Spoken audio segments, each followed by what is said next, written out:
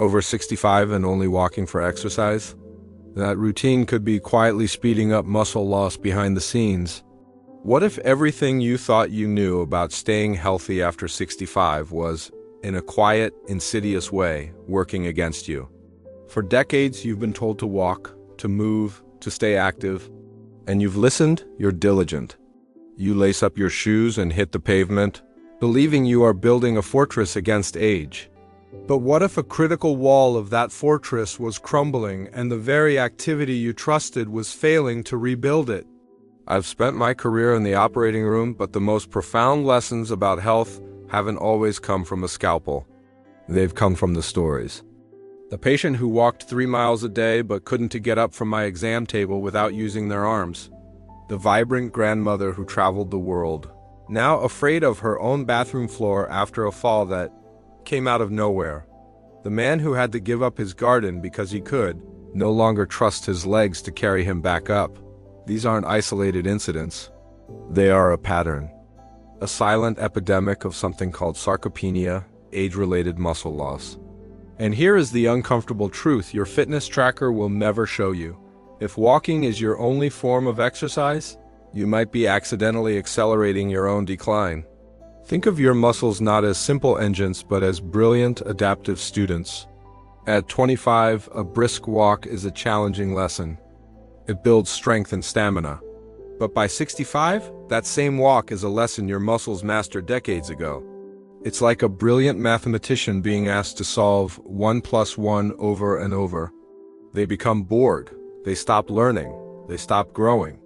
The signal to rebuild and strengthen has become a whisper, and your muscles have gone deaf to it. Walking is phenomenal for your cardiovascular system and your mental health. It is a pillar of wellness. But it is a low-resistance activity.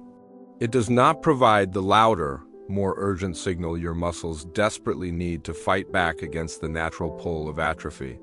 You are maintaining the engine, but the chassis, the very frame of your body, is weakening. The consequence of this is not just weakness. It's a loss of autonomy. It's the slow, heartbreaking narrowing of your world. The chair that becomes a trap. The staircase that becomes a mountain. The simple act of carrying a grocery bag that becomes a perilous journey. This isn't about vanity. It's about sovereignty over your own life. But this story does not have to end there. The body is waiting for a new command.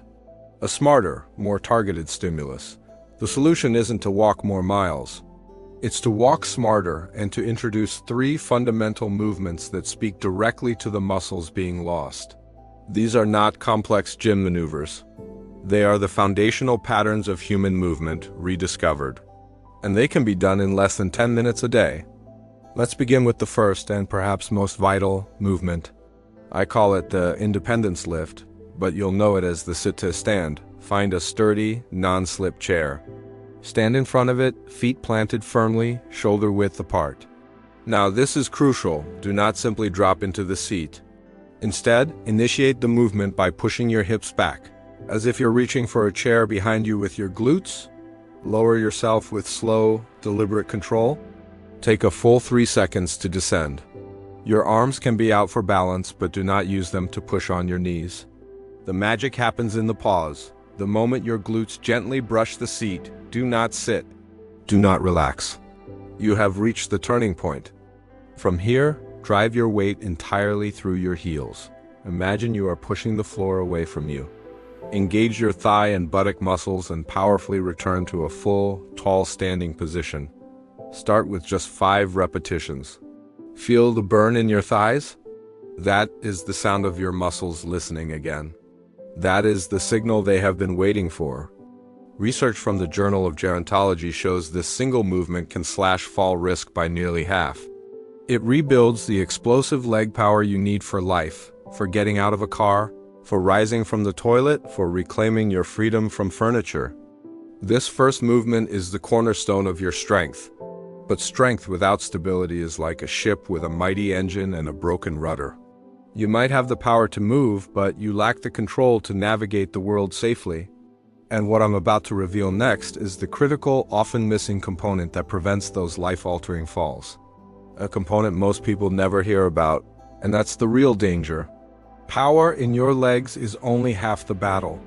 Because when balance fails, it's your upper body that becomes your first and last line of defense.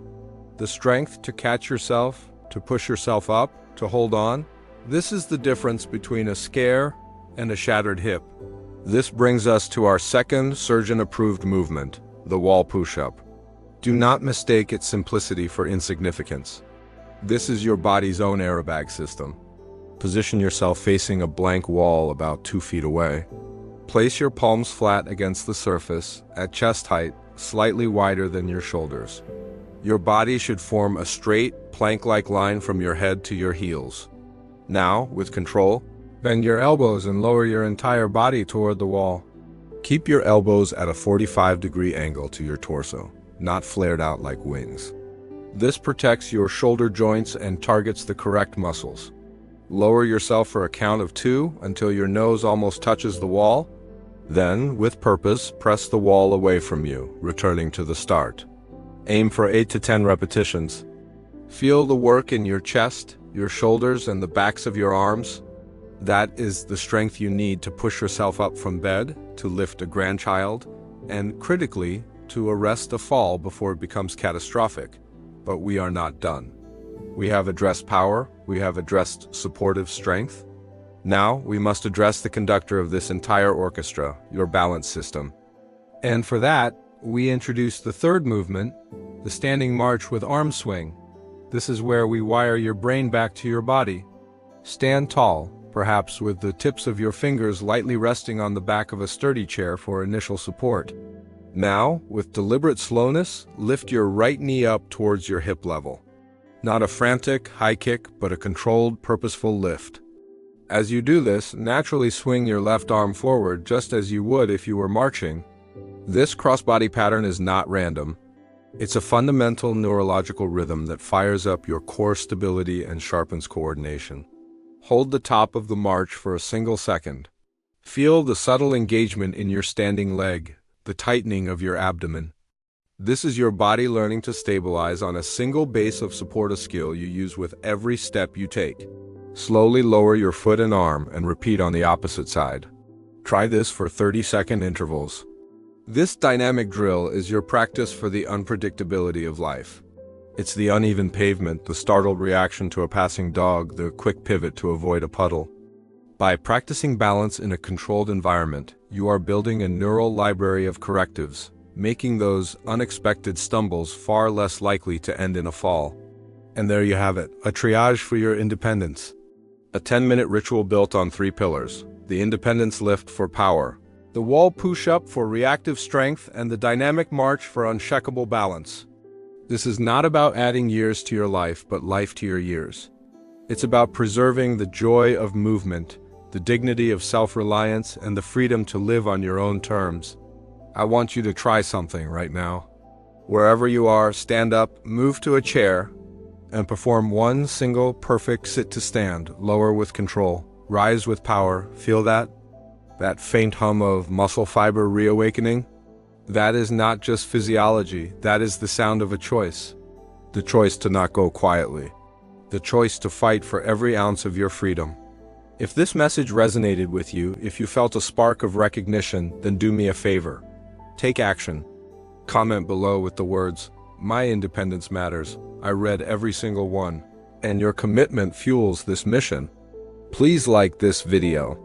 It tells the algorithm that this is more than just content. It is a crucial conversation that needs to reach every person over 65 who believes it is too late. It is not, and please subscribe to this channel. Next week, we're dismantling one of the biggest myths about protein and aging, a common mistake that silently sabotages muscle growth. No matter how much you exercise, you will not want to miss it. Finally, share this. Send it to a parent, a friend, a neighbor you care about. Give them the gift of this knowledge. Strength is not a number in your age. It is a fire in your will. And today you have just chosen to light it.